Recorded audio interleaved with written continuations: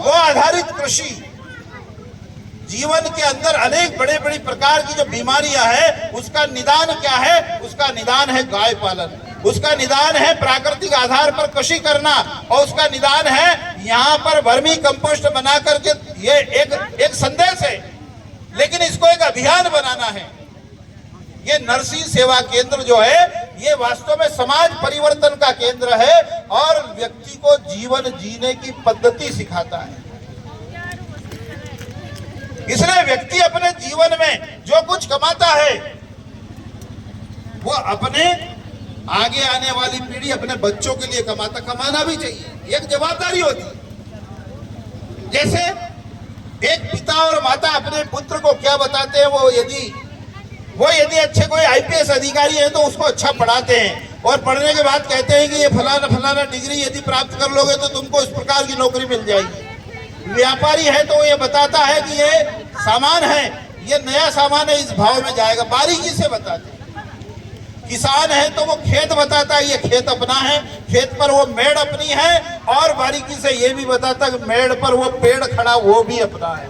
बताना भी चाहिए। लेकिन क्या उसने ये कभी बताया है कि हमारे देश के अंदर ये मर्यादा पुरुषोत्तम राम हुए जिन्होंने समरसता का संदेश दिया है? क्या उसने कभी ये बताया है कि महाराणा प्रताप हुए जिन्होंने घास की रोटी खाई है? क्या उन्होंने कभी ये बताया है कि ये पेड़ है, इनकी पूजा की जाती है, ऑक्सीजन देते हैं? क्या उन्होंने ये बताया है कि ये रासायनिक हानिकारक इतने हैं जो बीमारियां पैदा करते हैं, इनका उपयोग नहीं करना है?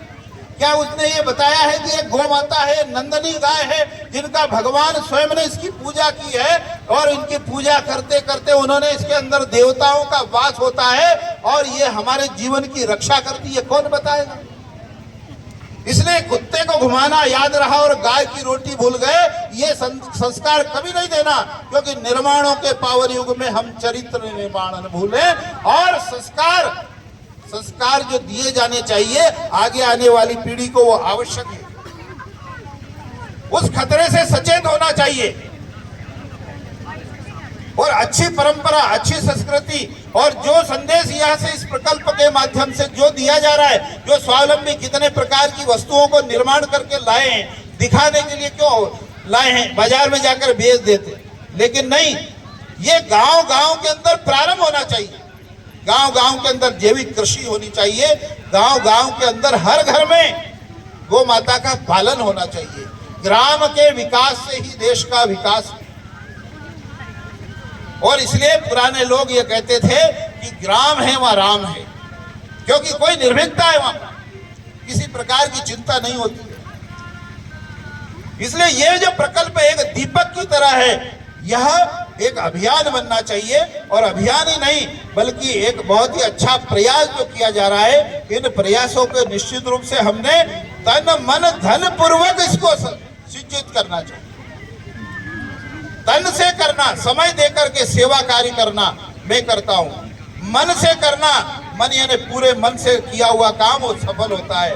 और धन से करना, दधी जी ने स्वयं की हड्डियां दान क्यों कर दी थी? क्योंकि ये शरीर का मैं क्या करूंगा, इसका जो है इसके धर्म का काम हो रहा है ना, देश की सेवा हो रही है ना।